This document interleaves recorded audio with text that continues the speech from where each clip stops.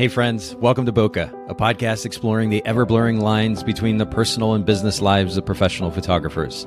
This is your host, Nathan Holritz, and I'm happy that you can join me today in connecting with photographers and entrepreneurs as we discuss photography, business, and, oh yeah, that sometimes messy thing that we call life. This podcast is brought to you by Photographers Edit, custom image editing for the wedding and portrait photographer. Just visit photographersedit.com.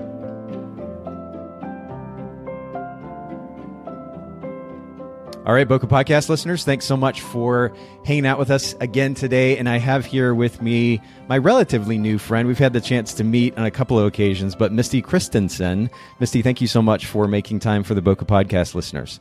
Yeah, thanks for having me. And we're going to just jump right into conversation, Misty, and actually start the podcast in a little bit different way than we normally do. I'm kind of mixing things up a little bit, but let's start with something that I'm calling the technique for time. As a business owner, and we're going to talk about your business and your business model here in just a little bit, but as a photography business owner, what is one tip or technique that you utilize regularly in your life to create time for yourself and for your family? Oh, that one of the things that I do is, well, one of the things that I've been doing this year is just putting my phone down, because I don't know how often sitting on the couch or I'm doing something with my family and I pull my phone out, I push the Instagram button and I just scroll for I don't even know how long. And then before I know it, I'm like, wait, what's going on right now? Where's my child? She's running off outside. Okay, I need to do something about this. So it's been good for me to be more intentional with how I'm spending my time on social media and kind of reducing my time sucks.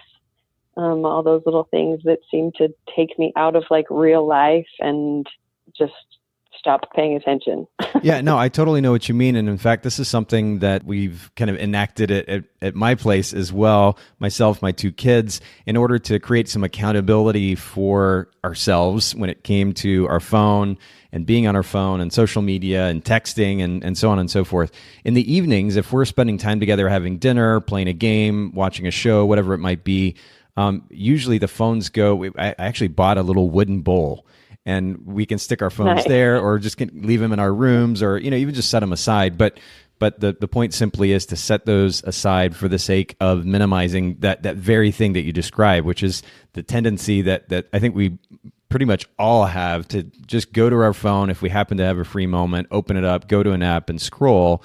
Of course, the last thing that we would want to suggest is that these phones are bad in any way, because they're powerful tools that actually enable us to be really flexible as business owners. But I think that very word that you used, intentional, is a great word when it comes to how we manage our time, and more specifically, how we even engage with our phones these days. And I love the simplicity of the notion of just setting the phone down. So I thank you for starting off the conversation with a very simple reminder. It's good for all of us. And speaking of free time, or creating that free time, how do you like to spend your free time? I know that you're in a place called Mattawa. We were just talking about this before I hit the record button. Mattawa, Washington. You said it's right in the middle of Washington. Is that right? Yeah, it's literally if you look at the map of Washington, it's dang near right in the center of the map. And how long have you lived in that area? Well, I lived here 3 years in high school, and then married my high school sweetheart, and then moved back. He's lived here his whole life, but I came back when we got married in 2010. So 8 years out now as an adult. Okay. And I'm curious to ask you a little bit about what the market's like, because the impression that I got based on our conversations is that it's a smaller market, but we'll get to that here when we talk about your business in just a few minutes. Something that I read or saw on your website, though, I have to kind of preempt this question about how you spend your free time, because I got excited when I saw that you like motorcycles. Do you ride motorcycles? I sure do. Tell us all about it. I've always ridden on the back of my dad's motorcycle growing up. Okay. We would go on trips. We lived down in Wyoming, and we would go on trips to Utah and go through the canyons, and it was just always really fun. So when I became an adult, I always thought I want to ride my own motorcycle. It's fun to be on the back, but I knew it would be more fun to ride. Yeah. Myself. And so I got my endorsement and bought a Harley Davidson, and we went to Sturgis like the summer after I bought it, and not for the big motorcycle rally. We went like 2 weeks before. Okay. But yeah, it's been a lot of fun. And your husband's name is Justin, is that right? Yeah, his name's Justin. And Justin rides as well? Yep. Oh, that's so cool. Okay, so how often do you get to actually get out and ride together? Well, now it's not as often as it used to be since we had kids, but as often as we can, we go out and we'll just cruise around a little bit if we have time, or I'll just go ride mine and he'll take his to town if he needs to. But yeah. Well, I've found personally, and I know some of our listeners are probably like, oh no, he's talking about motorcycles again, but I am so ecstatic. I've had just an amazing experience with them in the last, I guess I've been riding now for about 2 years, almost exactly. About a week ago, it'll be 2 years. But I grew up riding on the back of my dad's motorcycle as well. He had a scooter and multiple motorcycles. And just in the last couple of years, I picked up riding, and I love it for multiple reasons. I mean, it challenges me. I'm planning on taking my current bike to the track at some point, and of course that's a whole different skill set and learning how to go around a track, and it's a whole conversation in and of itself. But one of the things that I love about riding is that it really is an outlet for disconnecting from kind of the day-to-day, the busyness of life, certainly, but particularly work. In fact, I actually have the opportunity later this week. I'm meeting all three of my brothers ride. My dad rides still. And I'm going to meet two of my brothers and my dad, and we're going to go for a couple of days and kind of ride through the mountains in Georgia, Tennessee area. And I'm really excited about that. But it's really just a beautiful, almost kind of meditative at times, disconnect from the day-to-day, the mundane, or what can be the mundane life of a business owner at times. It's really, really lovely. Yep, that's for sure. And you can't just sit and play on your phone while you're on a motorcycle. So. Exactly. And I've talked about that before. It really does. And when I say meditative, of course, meditation means different things to different people. But one of the significant elements or components of meditation is just that simple idea, as you were alluding to just now, of being present. It does force you to be present, which I think is wonderful, and I love it. We could do a whole podcast episode or 2 or 3 about writing, but I won't bore our listeners too much. Hopefully, maybe even one of these days we'll get a chance to connect out in your neck of the woods and go ride, because that whole area there is just absolutely stunning. I'm quite jealous of you guys. Yeah, it's hard to find a bad place to ride. I'll end the motorcycle talk with this. Somebody once told me that 4 wheels moves your body, 2 wheels moves your soul. Absolutely. That's a pretty good, Absolutely. Well, I'd have to agree with that. And there was, and I'm not going to get the quote exactly right, but there was something that I heard the other day that really stuck with me too in regards to riding. And the cool thing is, of course, it's not applicable just to riding motorcycles, but people have a tendency of bringing up how unsafe, quote, unsafe riding a motorcycle can be. And certainly it can be. You don't have a metal box around you to protect you if something happens. But I was watching I think it was a documentary that I was watching, and this guy pointed out, he said, I totally get the idea of being safe, but what about living? He said, being on a motorcycle enables you to live. I think he even said something to the effect of living at a level that most people don't ever live. And I think it's a good reminder. Again, it's just not specifically necessarily about riding motorcycles, but it's good to push ourselves and get outside the box and challenge ourselves, and maybe even be a little bit scared. I mean, skydiving, I've been skydiving a couple of times. It certainly did that. But do things that challenge us, that push us outside the box, whether that's on a personal level or professional level. I think it just makes life that much more interesting. And so I'm going to encourage all of our listeners to do just that. Do something that scares you or challenges you a little bit today, tomorrow, every day, really. And life will be that much more fulfilling for it. You've mentioned your family. Tell us a little bit about your family, your husband, and you've got 2 kids now. Is that right? I do. Yep. We just had a little baby. I have an almost 4-year-old daughter. Okay. Her name's Rayleigh, and she's the little Spitfire. And then I have my almost 3-month-old baby, Jackson. And he's like the sweetest baby ever. And 3 months old. I mean, when we were chatting earlier, I heard him kind of cooing in the background. That can be a pretty challenging age. How's it been for you? It's actually been pretty easy. He's like a super easygoing baby, and I really can't complain. That's really awesome. I have two kids. My son Austin is 16. Addison is she just turned 13, and they're of course being a little bit older right now. I have a bit of a tendency to look back at some of their pictures when they were younger and kind of miss elements of that younger stage. Definitely soak it up while you can. But they're all kind of adventures in and of themselves. Yes, that's for sure. and challenging in different ways. But that's really cool. Well, congratulations on the newer one. Thanks. You guys have some really beautiful pictures too. I'm actually on your Instagram account right now. And for those of you listening in, you can check out Misty's Instagram account. It's just Misty, MISTYC Photography. All one word, all lowercase, of course. Misty C Photography on Instagram. And there's this beautiful picture that you posted of Jackson back on April 13th that is just absolutely adorable. But man, there's really nothing like family life. And of course, as we've already alluded to, it has its challenges, but so many different rewards as well. And what would you say is the thing that you guys enjoy doing most together right now? I mean, they're young ages, so you're probably a bit limited, but how do you like to spend time together?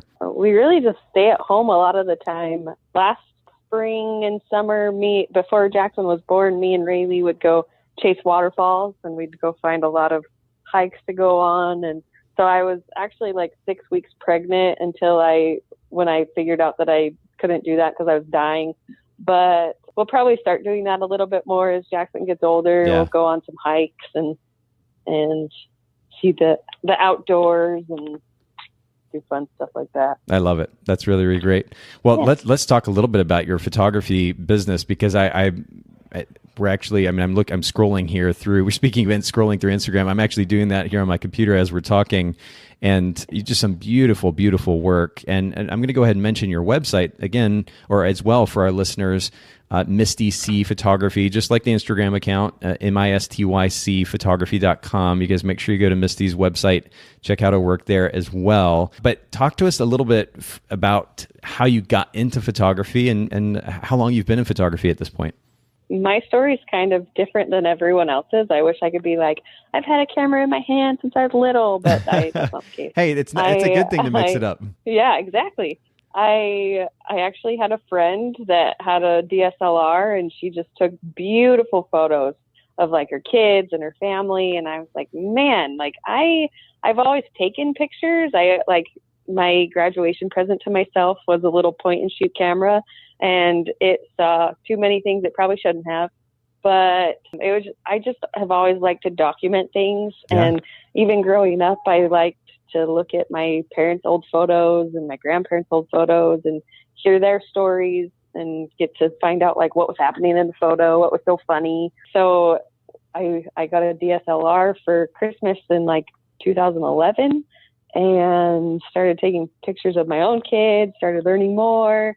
And then I was just like, man, I want to do this for other people because I enjoyed it, and it was something that I could do creatively, and I was pretty good at it. And it just kind of has blossomed into this business that works out pretty well for me. That's really cool. Well, and there's something about doing, in fact, I've been thinking about this a little bit in the last day or so, even just the significance of doing something that has a deeper meaning for you than, just simply making money. Yeah. To be able to start a business that comes from a personal passion, and passion's a word that's thrown around quite a bit these days, but that comes from a place that is extremely personal. In this case, you knew the significance of images for your family. You want to be able to give that gift to other people. I think that's really powerful motivation for what you do, and really, really a beautiful example for those listening in. And I have to say, just as compelling, if not more so than, I grew up with a camera in my hand. So I do love that. How, when did you actually have your first paid gig? Sometime in 2012. Okay. I don't even really remember, but it was probably family photos for a friend, and it probably went what I thought was great. And I could probably look back at it now and be like, ooh, but it's all about growing, right? Oh, for sure. No question. I mean, if I were to go back, in fact, I did even just, what was it, yesterday or day before yesterday, I was looking through old wedding photos. I had taken wedding photos for a family member, and this was years ago. I mean, this has been, I think, maybe 13 years ago. And I look at that stuff and I just kind of cringe and I feel bad almost. They probably still appreciate the images, but I look at it, I'm like, oh man, if I could only have given them something better. We all hopefully live and learn and grow, and I think we all probably hold that in common. I would at least hope so. None of us got started and we're perfect photographers. But what did you decide what type of photography did you decide to get into? So for the first few years, I just kind of did everything. I was just kind of trying to find my niche, and I originally thought that I really loved newborns. And then I had my own newborn, and then I didn't, and then it wasn't fun anymore because I had my own at home. So I did like my husband's cousin's wedding, and I really loved it and just kind of started from that. Now I focus on weddings and couples and leave the rest to people that enjoy doing those things. No, that's good. And in fact, that's really a great segue into my next question, which is your brand position. I'm looking at your website right now. It looks like you offer wedding photography and also some portrait photography. But what would you actually say sets you apart from the photographers in your area? And this actually will segue beautifully into our kind of primary topic, our focus for today, which has to do with standing out. But what is your brand position, and how do you communicate that brand position to your potential clients? So my brand position it basically boils down to the fact that I care. I care about my clients, and I'm not just on a business level, but I care about them as people. And like, I really want to get to know them.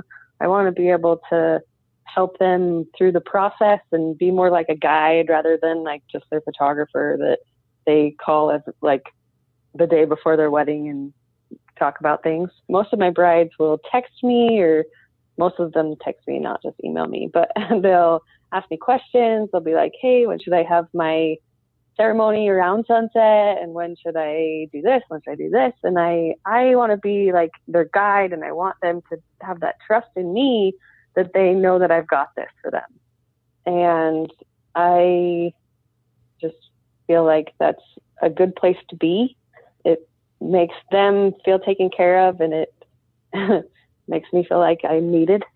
Yeah, that's actually a really interesting point. But I see what you're saying. And you know what? I want to ask you more questions about this, but I'm going to leave it for our conversation about this idea of standing out. So we'll come back to that here in just a second. I do love the fact that you point out the significance of feeling good. I mean, the reality is, even in our desire to do things for others to make them feel better, there is, I mean, it's kind of funny almost. There is this innate kind of selfishness to that, and that we also know it's going to make us feel good. But I think it's a win-win in the end. It's a more positive way to look at it.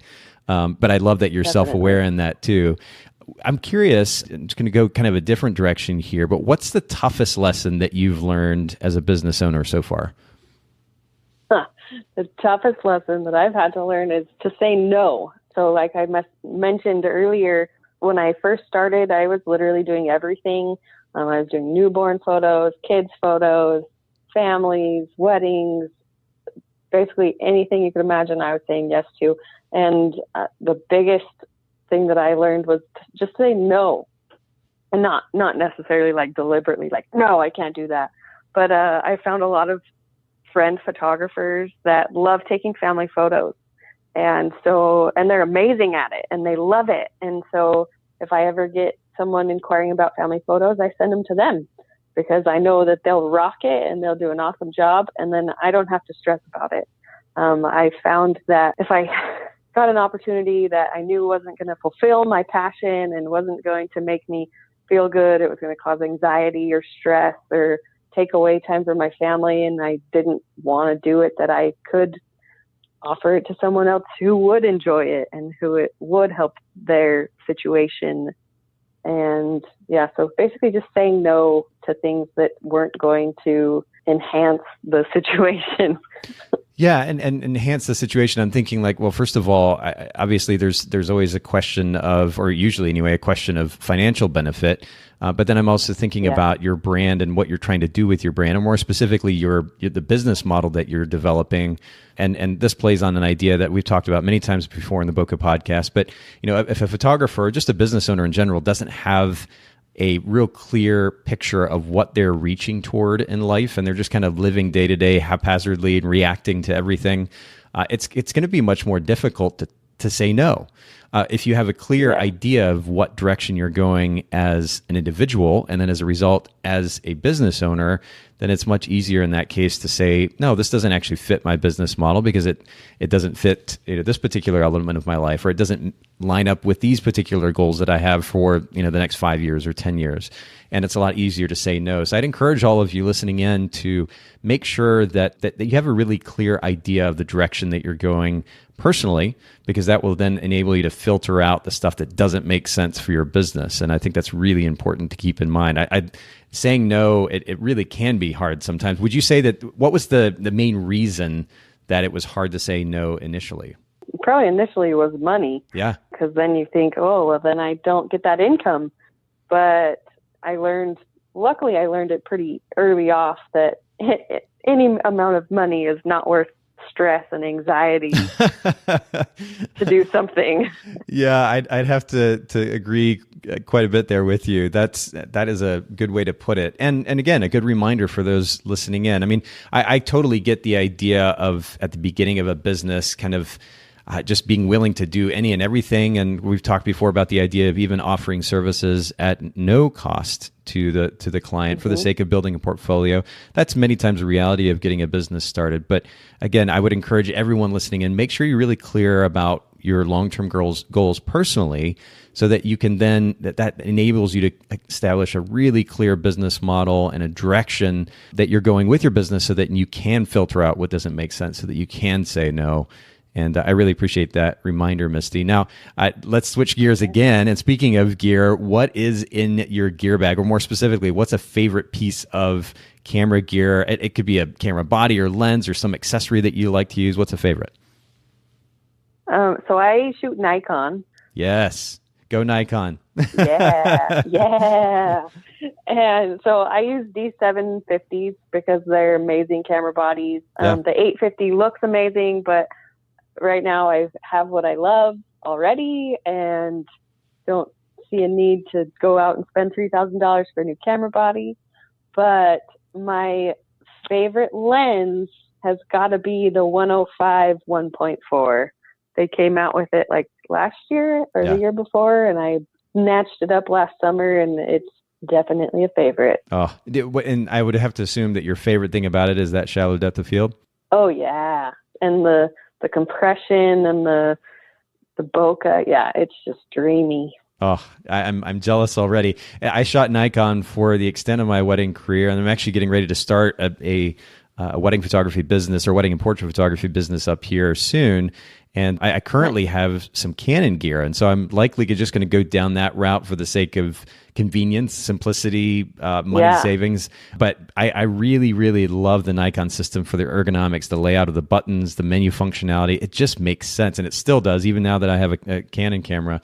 So go Nikon. But at the end of the day, and I'm glad that you made the point about the difference between the 750 and the 850, because it is easy. And in fact, I still look back, and it's kind of laughable to think about the fact that a big part of how I got into professional wedding photography to begin with is because I just love the idea of the gear, like having a really fancy camera that was fast and focused fast. And I was shooting film at the time, so it made push the film forward more quickly or advance to the next frame more quickly.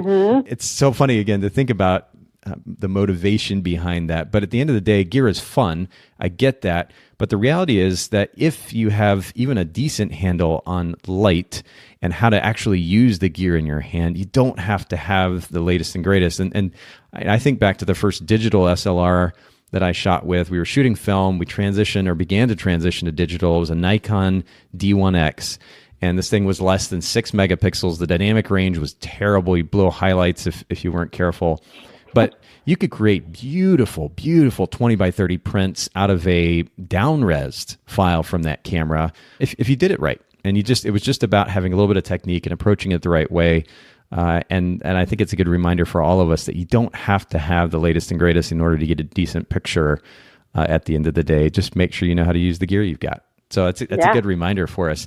Let's yet again kind of switch gears and go a different direction here. I want to get back to our primary focus today, which is this idea of figuring out how to stand out in the noise. I mean, it is it's a wonderful, wonderful 2018 culture that we live in. There's so much change in a positive way socially and certainly technologically, but there is a lot of noise as well. We were talking about Instagram earlier, and just social media in general, in and of itself creates a lot of noise. And there are a lot of photographers on social media sharing their work and promoting their services. It creates a lot of noise. So, of course, the big question is, how do we stand out? Or more specifically, and this reminds me of a guy named Gary Vaynerchuk. We've talked about him so many times before on the podcast. Incredible. You guys just Google Gary, GaryVaynerchuk. But one of the things he talks about in his content is the significance of capturing a potential client's attention, or even for that matter, existing client's attention in a, of course, naturally noisy world. And so I'm curious to get your take on this, Misty. This is something that you said you were passionate about, this idea of standing out. What was your personal introduction to the significance of standing out, or more effectively capturing the attention of a potential client? So when I kind of realized that I needed to do it, it was a couple years ago. I'm in a lot of photography groups, and there's always somebody like, oh, looking for a photographer in this area or this area. And they were always like places that I would have to fly to, and I was never interested. But there was finally one that posted somewhere like 3 hours away from me. And so I threw my name in the pot and figured, why not? Let's see what happens. And it wasn't until like a couple of days later, when I hadn't heard anything and they hadn't liked it, or I hadn't had any sort of reaction from them. And so I went on the post and I was like, let's just look to see what I have to compare to. And I went to their websites, and it would either say, oh, I've had a camera in my hand since I was little, or I had kids and I started taking photos, or it would say, I want to capture your memories, or so, like they all said the same thing. Yep. And it was like a cookie cutter almost. And everybody, like the photos were kind of the same. The poses were kind of the same.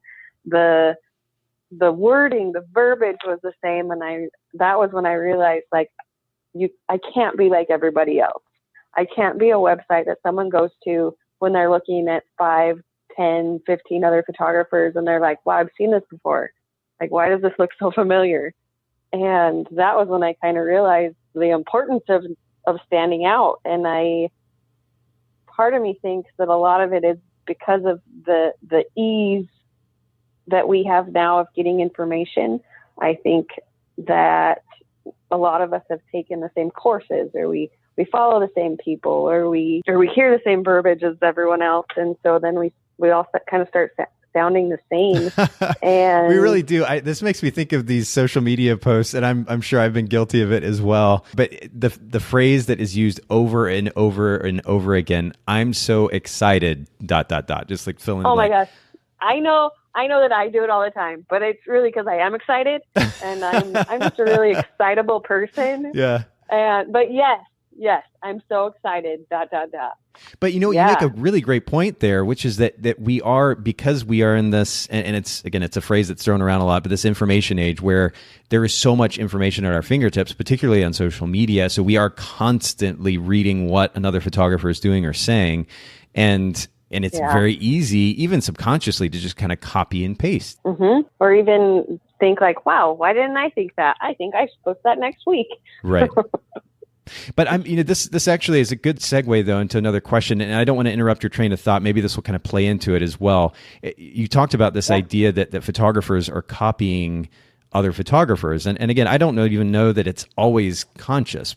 Probably in many cases it is, but there's a funny kind of dichotomy here, which is that photographers seem to make a really big deal internally, or they're really, really concerned about being as good as, or the images looking as good as, or looking like other photographers, when the reality is, because it is such a noisy environment that we exist in as professional photographers now, they should be making more of an effort to do something different. Not go look at the other photographer and do what they're doing, but do something different. Why do you think that is? What's happened? I think a lot of the time it's that we see these bigger photographers that are doing all these great things and booking all these clients, and that we want to be like them. I think it's important to remember that, like, what works for these famous photographers, if you will, might not work for us. We may not have the resources they have. We may not have the background that they have. We might not have the clientele that they have. So it's important to remember that, like, we are different, and so we need to be a little different. We can take pieces and make it work for our businesses, but maybe not just copy them exactly. Yeah, that's a great point. And the other thing I was thinking about too, is you were talking about what about our existence as photographers might not be the same as that person or those people that we looked up to.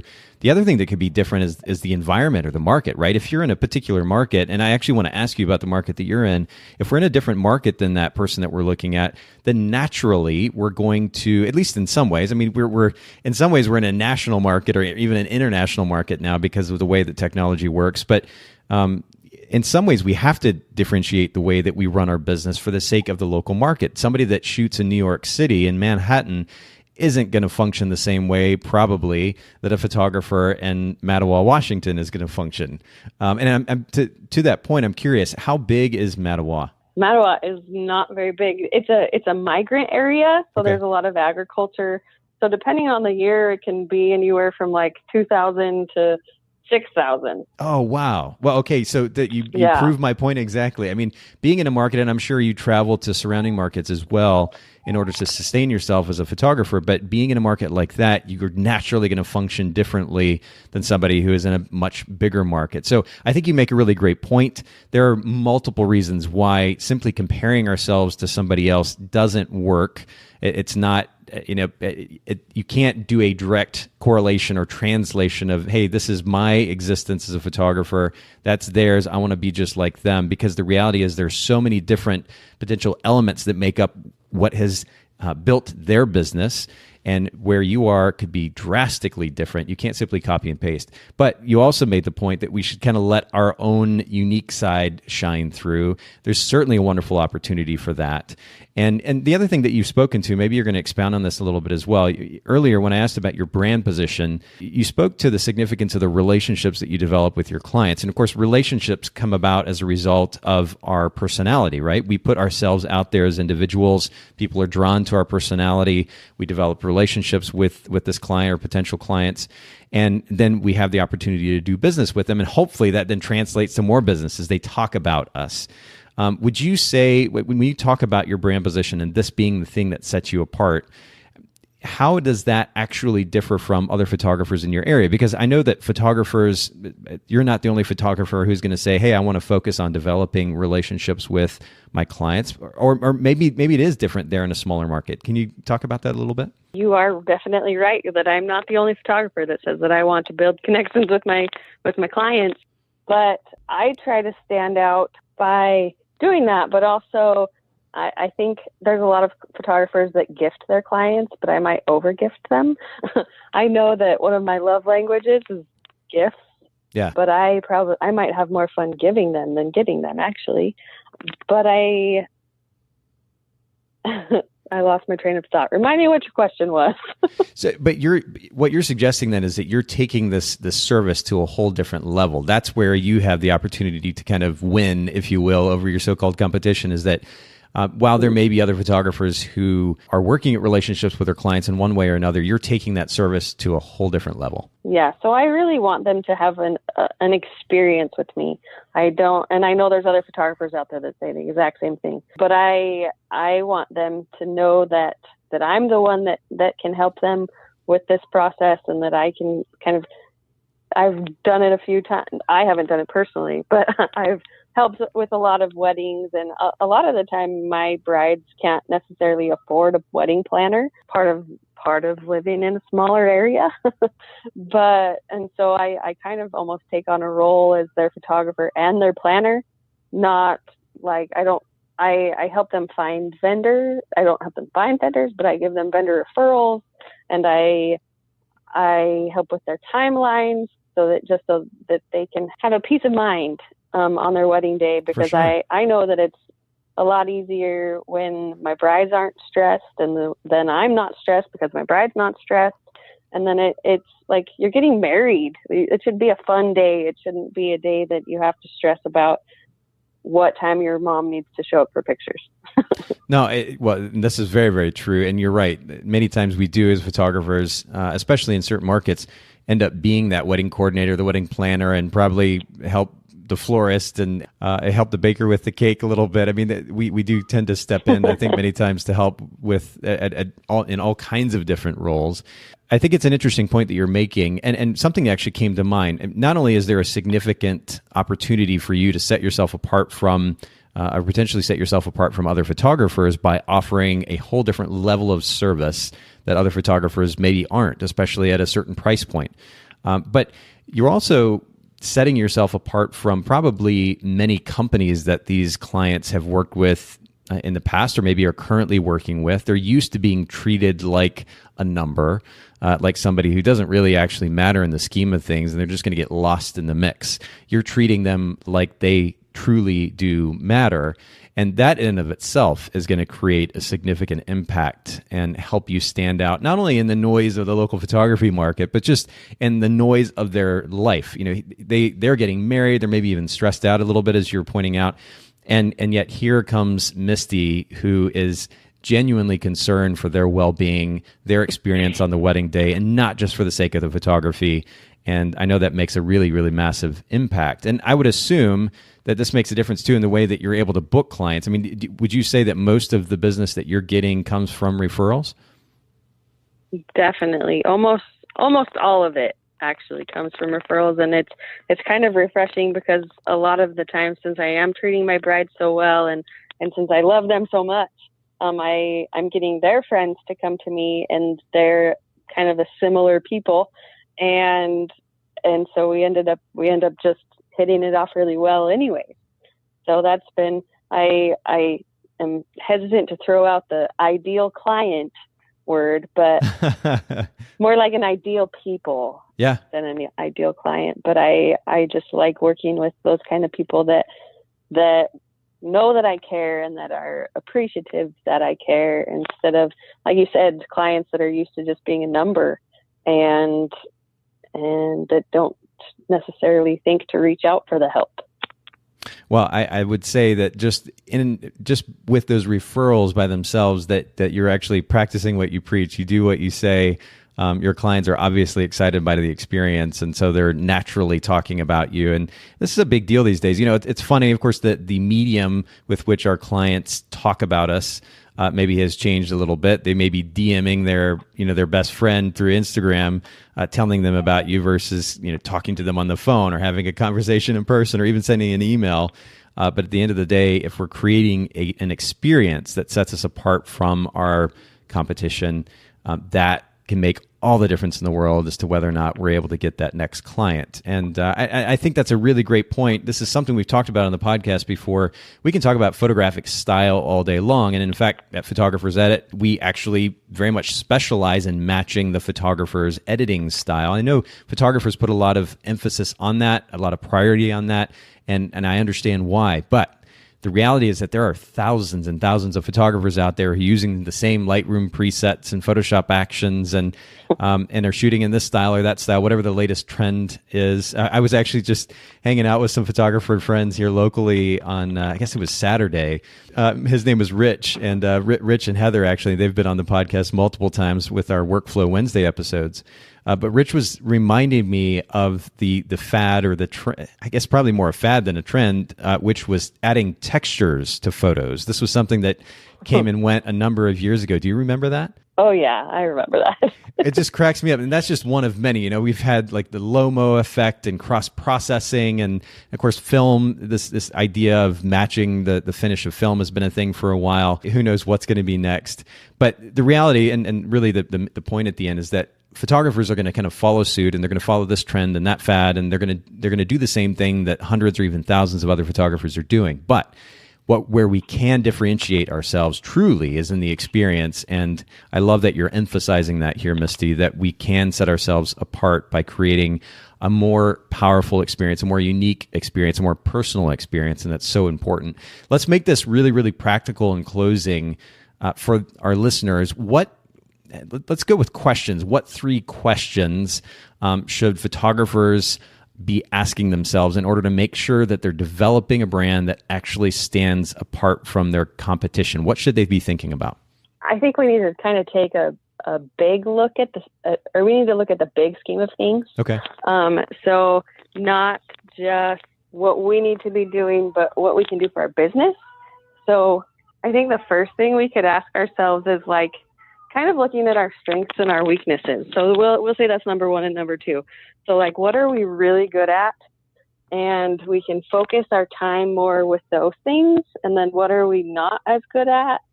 And we can kind of give those things away. So if you're really good at correspondence, then you need to be the one that's messaging your clients, that's emailing your clients. If you're not as good at, I don't know, let's say if you're not as fast editing, then maybe give Photographers Edit a shot. And shameless plug. Thank you for that. Shameless plug. I did that last year, which is one of the reasons I can do that, or I can say that. Thank you. So just no problem. Just figuring out what really will give you more time to help work on your business instead of in your business, work on your business instead of in your business.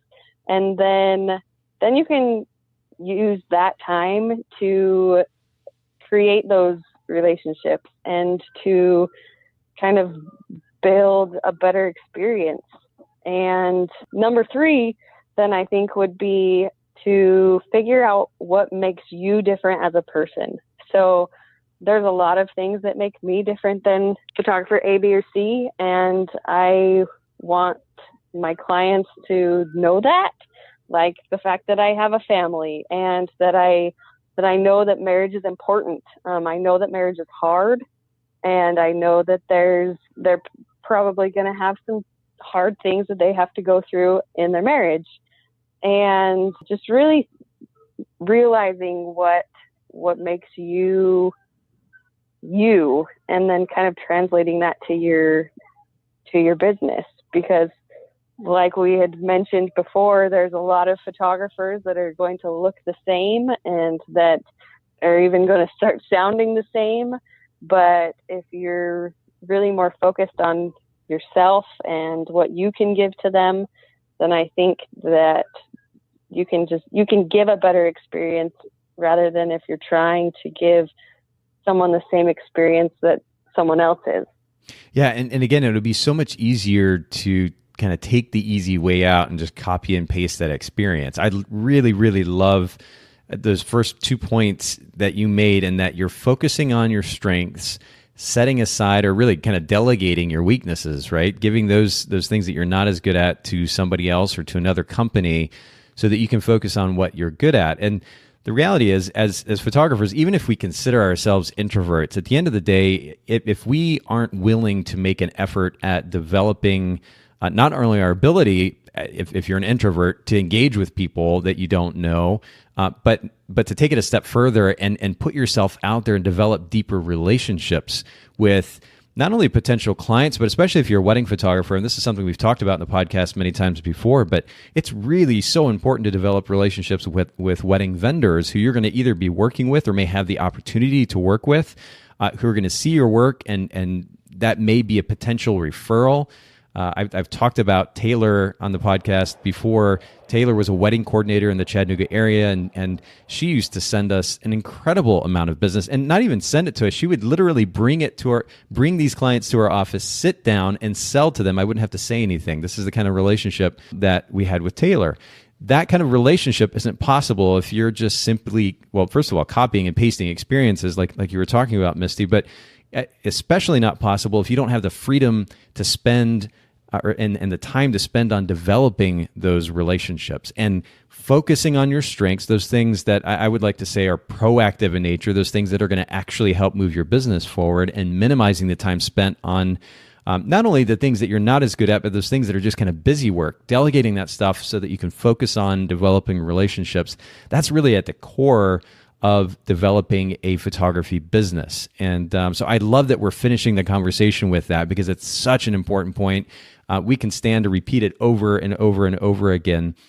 Figure out how to minimize the amount of busy work that you're doing in front of your computer and focus on relationships, and ultimately focus on that experience that you're creating. That is going to help you stand out in the noise. And I love this point. I love this fact. And I appreciate you sharing it with us today, Misty.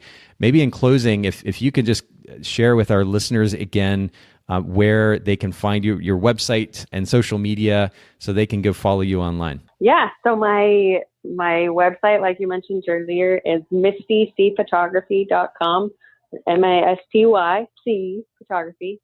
And same with my Instagram, it's at Misty C Photography. And you can check out my blog, because I'm on there a lot, and you can see my cute family and see all my cute couples that I love so much. And yeah, and I have to say, your beautiful work too. Everybody listening, and make sure you go check out Misty's work. Just really, really gorgeous photography. Check that out. Thank you so much, Misty, for making time for the Bokeh Podcast today. Yeah, thanks so much for having me. Thanks so much for listening to the Bokeh Podcast today. Will you let us know what you think by leaving a review of the podcast in iTunes or maybe in the Apple Podcast app? And I'd love to hear from you personally with your thoughts about the podcast, maybe suggestions about future topics and guests for the show. My direct email is nathan@photographersedit.com. The Bokeh Podcast is brought to you by Photographers Edit, custom image editing for the wedding and portrait photographer. Just visit photographersedit.com.